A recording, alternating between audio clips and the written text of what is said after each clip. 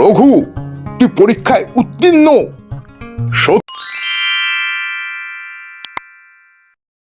সারাদিন খেটে খেটেও না পেটে ভাত জোটে না।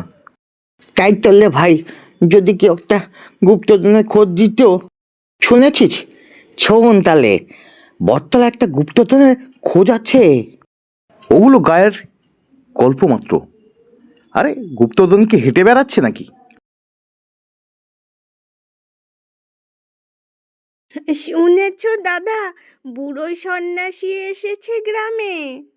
সে নাকি বলেছে যে সোনার বাঁশি বাজাতে পারবে সে অগাধ গুপ্তধন পাবে। এই তো, এটাই আমাদের সুযোগ। সাবধানে থাকতে হবে, গুপ্তধন কখনো সোজা হাতে আসে না। হে গ্রামের লোক, এই বাক্সে আছে গুপ্তধনের সোনার বাঁশি। তবে সাবধান, যে লোভে পড়বে সেই ধ্বংস। যে জ্ঞান আর সাহস দেখাবে তারই হবে জয়। আমায় দাও, আমায় দাও, আমায়। কাল লঘু, খুলে ফেলি বাক্স, খুলে ফেলি। থাম, আগে বুঝতে দে এর কি রহস্য। কে এলো রে বনে গুপ্তধনের লোভে? ও মা গো, আমরা গুপ্তধন চাই না, ভাত চাই না, কিছু চাই না। বুদ্ধা, আমরা শুধু বাঁশির খোঁজ করছি।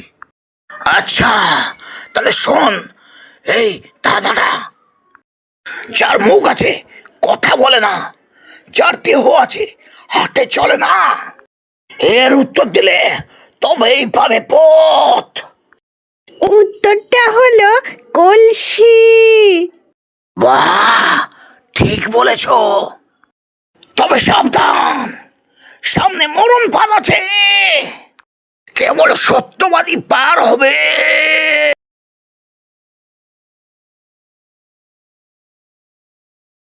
দাঁড়াও, তোমরা কে?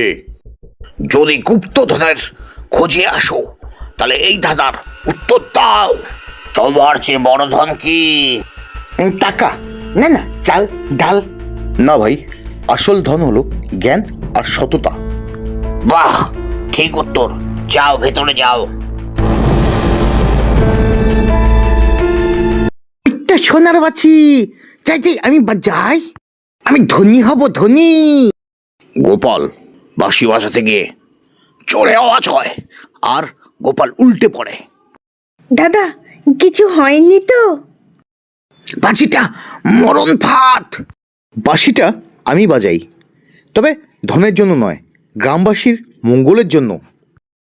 রঘু বাঁশি বাজায়, সুরেলা আওয়াজ ছড়ায়। চারপাশে আলো, বাক্স থেকে বেরিয়ে আসে ধান, ফল, হাসি খুশি বাচ্চারা। রঘু, তুই পরীক্ষায় উত্তীর্ণ।